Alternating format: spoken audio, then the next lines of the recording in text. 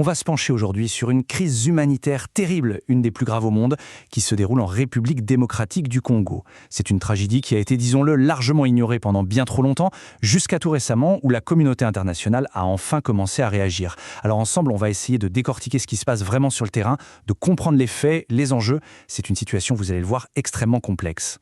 Pour vraiment saisir l'ampleur du drame, il faut commencer par regarder les chiffres en face.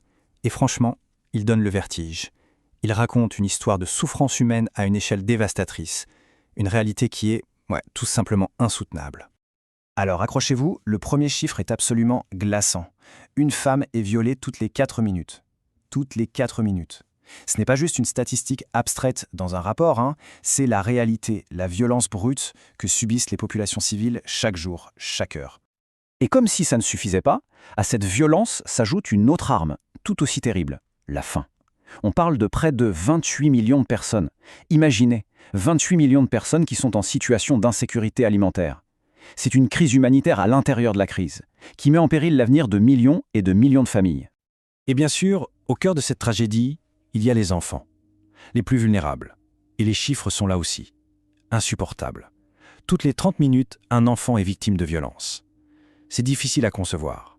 L'impact de tout ça, ça marque à vie. Ça brise des générations entières. Bon, ces chiffres sont effroyables, mais la question évidente c'est pourquoi? D'où vient toute cette horreur? En fait, ces chiffres ne sont que les symptômes d'un conflit très ancien, très complexe. Alors ce qu'on va faire, c'est essayer de remonter à la source, pour comprendre pourquoi l'Est de la RDC est à ce point embrasé. D'abord, il faut savoir que ça ne date pas d'hier. Ça fait 30 ans que cette région est une véritable poudrière, en grande partie à cause des répercussions du génocide rwandais. Mais depuis janvier dernier, on a assisté à une escalade, mais une escalade spectaculaire.